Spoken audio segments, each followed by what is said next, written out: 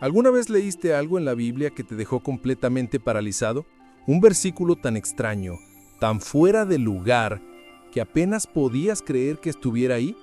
Te lo voy a leer ahora mismo. Judas, versículo 9. Dice así: Pero cuando el arcángel Miguel contendía con el diablo, disputando con él por el cuerpo de Moisés, no se atrevió a proferir juicio de maldición contra él, sino que dijo: El Señor te reprenda. Para. ¿Qué acabo de leer? Miguel, el arcángel, peleando con el diablo por el cuerpo de Moisés. Moisés, que había muerto cientos de años antes. ¿Una pelea celestial por un cadáver? Esto no es un sermón bonito. Esto es algo que la gran mayoría pasa por alto, pero es una de las historias más densas, más importantes y más reveladoras de toda la Escritura. Y si entiendes lo que realmente pasó ahí, algo va a hacer clic en tu fe. Porque esta no es solo una pelea rara, esta es la llave que abre una verdad enorme, una verdad que afecta tu vida hoy. Quédate, porque vamos a destapar la verdad oculta. Si te quedaste es porque ese versículo te hizo las mismas preguntas que a mí la primera vez. ¿En serio, Dios? Justo ahí, en la pequeña carta de Judas metes esto. No está en Génesis, no está en Éxodo, está escondido, casi como un secreto que solo encontrarías si buscas con lupa. Y para colmo, Judas no lo inventa. Él cita un libro llamado La Asunción de Moisés, un texto que los judíos del primer siglo conocían bien. Así que hay toda una historia detrás, una tradición que los primeros cristianos entendían, pero nosotros la hemos perdido. Hoy no vamos a quedarnos en la superficie, no vamos a decir ¡qué curiosidad! Y ya. Vamos a excavar, porque cuando juntes las piezas, el Antiguo Testamento, lo que dijo Jesús, lo que sabemos de Satanás, tu mente va a explotar. Esta pelea explica el porqué de batallas que tú estás librando ahora mismo. Prometido. Vamos a plantear el problema claramente. El relato bíblico nos dice que Moisés murió. Deuteronomio 34 dice que Dios mismo lo enterró en un valle en tierra de Moab y que nadie conoce el lugar de su sepultura hasta hoy. Fin de la historia. ¿O no? Siglos después, Judas nos dice que hubo una batalla cósmica por ese cuerpo. ¿Por qué? ¿Para qué quiere Satanás el cuerpo de un hombre muerto? ¿Y por qué Miguel, un arcángel poderoso, no lo maldice, sino que solo dice: el Señor te reprenda? Esto nos deja con tres grandes interrogantes. Primero, el motivo de Satanás. Lucifer no hace nada por deporte. Todo es estrategia, todo es para robar, matar y destruir. ¿Qué ganaba con el cuerpo de Moisés? Segundo, la reacción de Miguel. Él es un guerrero celestial. En Daniel lo vemos como el gran príncipe que defiende al pueblo de Dios. En Apocalipsis lidera a los ángeles en la guerra contra el dragón. Este no es un tipo tímido. Entonces, ¿por qué aquí parece tan cuidadoso? Casi respetuoso. No maldice al diablo. Delega la reprensión a Dios. Es raro. Y tercero, la implicación para nosotros. Esto no es teología para ángeles. La Biblia es para nosotros. Si esto está en la palabra, es porque nos enseña algo crucial sobre nuestra autoridad, sobre la naturaleza de nuestra batalla y sobre una verdad que el enemigo no quiere que veamos jamás.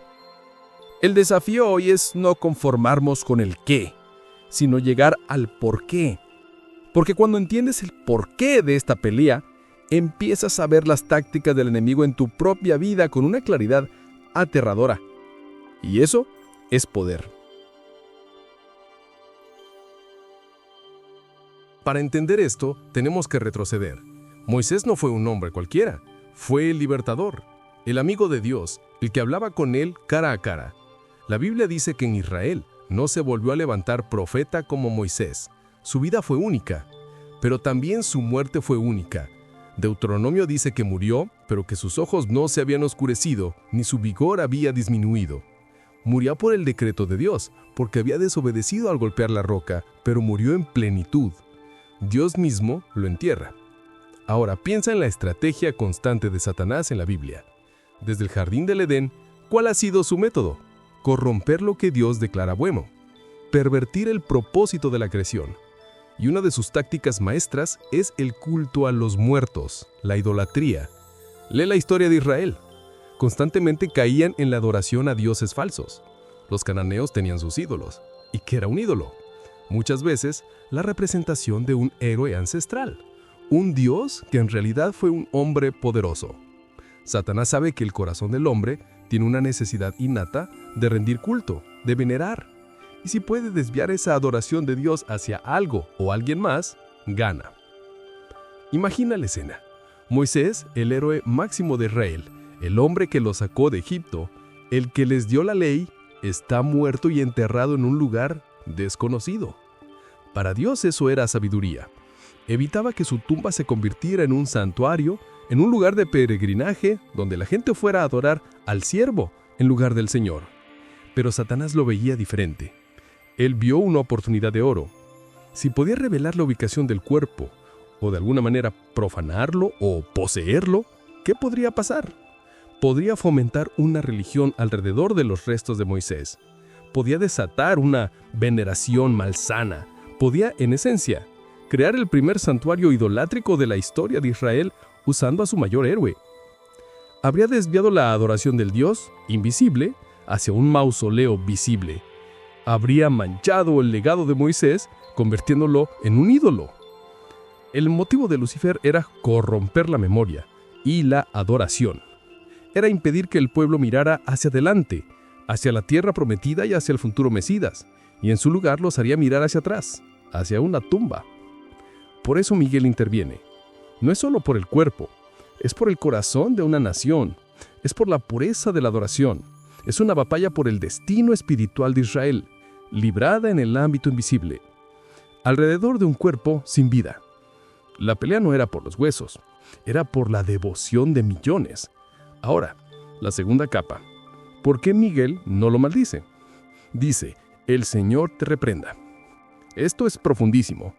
Judas, justo después de contar esto, hace un contraste. Y dice que hay gente que habla mal de lo que no entiende, y que se corrompen en lo que conocen de manera natural, como animales irracionales. Y luego dicen, pero estos hablan mal de las potestades superiores. Miguel, al decir, el Señor te reprenda, está mostrando una humildad y un entendimiento tremendo de la autoridad delegada. Él conoce las reglas de engagement del reino espiritual. Satanás es, en ese momento, todavía el príncipe de la potestad del aire. Es un acusador. Tiene, en cierto sentido, un derecho legal de operar en la tierra debido al pecado del hombre. Miguel, como arcángel, opera bajo la autoridad directa de Dios. No actúa por su cuenta. No lanza maldiciones por iniciativa propia. Sabe que la autoridad final para reprender al diablo reside en el Señor. Es más, hay algo clave aquí. Miguel disputa, pero no maldice. La palabra contendía implica una discusión legal, una disputa judicial. Es como si estuvieran en una corte celestial. ¿Y cuál es el punto de disputa? El cuerpo. Moisés pecó al golpear la roca. La paga del pecado es muerte. En cierto modo, Satanás podía presentar un derecho sobre Moisés, porque la muerte y el pecado son su dominio. Este hombre es mío por el pecado, podría argumentar. Pero Miguel presenta el contraargumento, la misericordia de Dios, el arrepentimiento de Moisés, la intercesión divina. La disputa es legal. Al decir, el Señor te reprenda, Miguel está llevando el caso ante el juez supremo.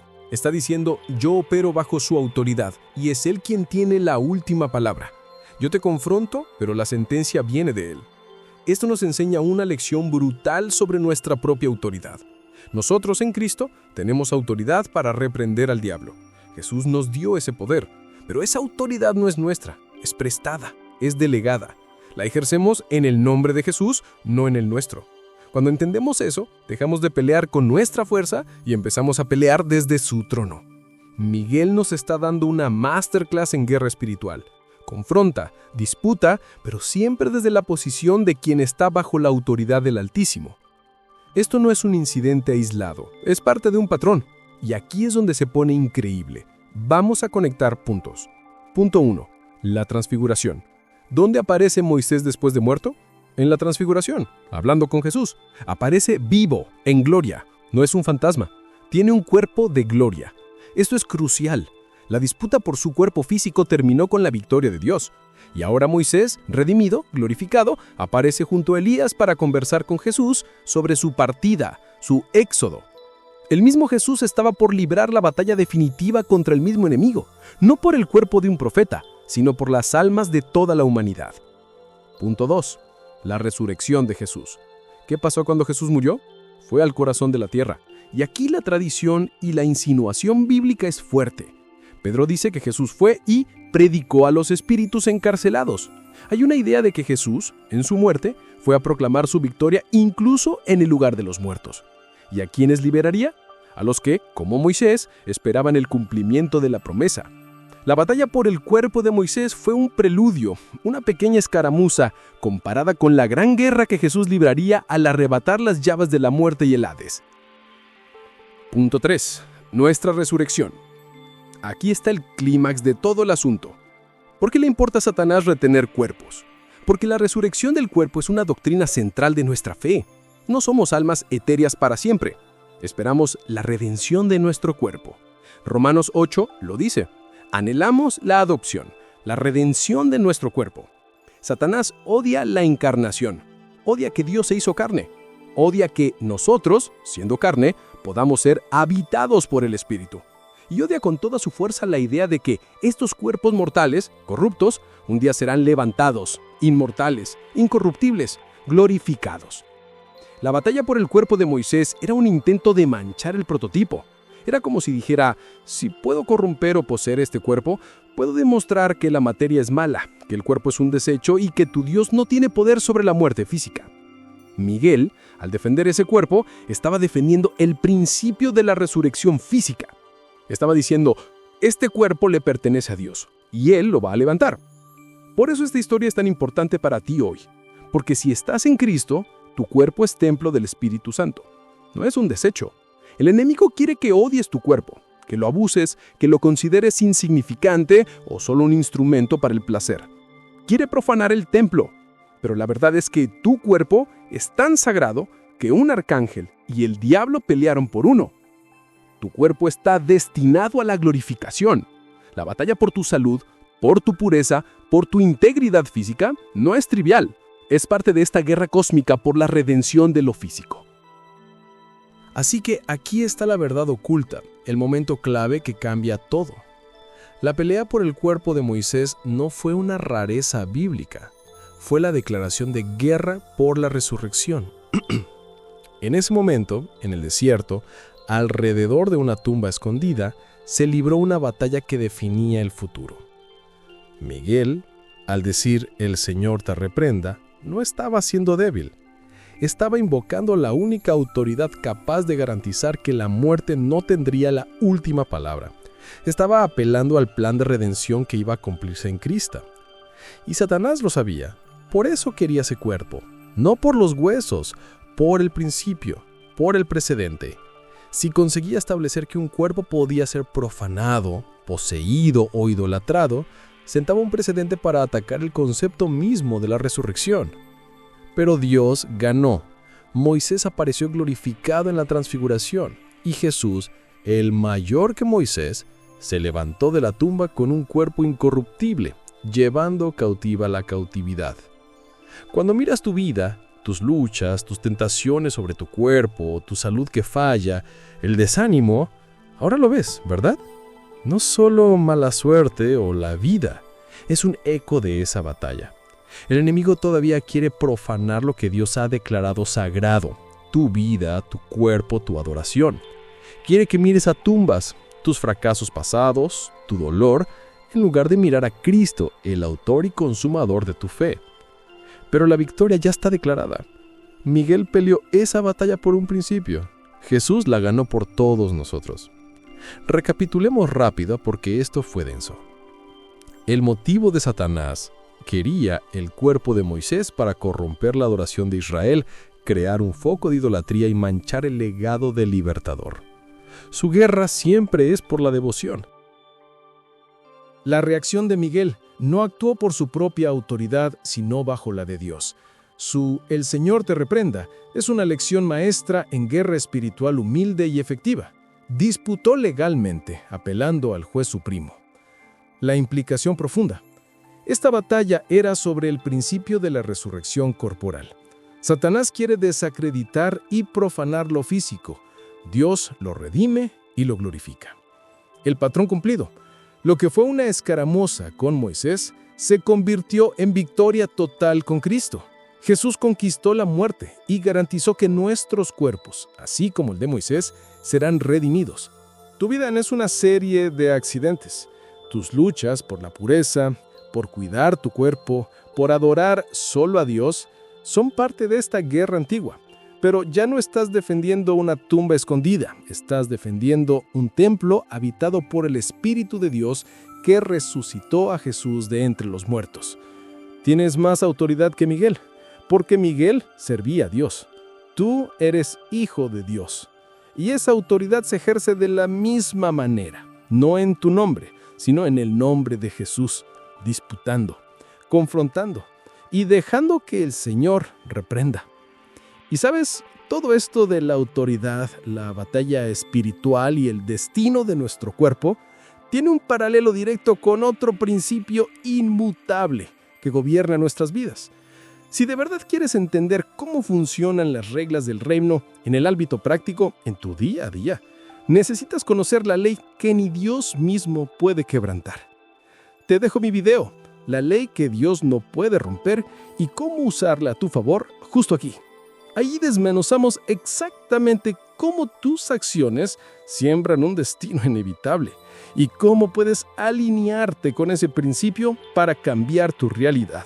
No te lo pierdas.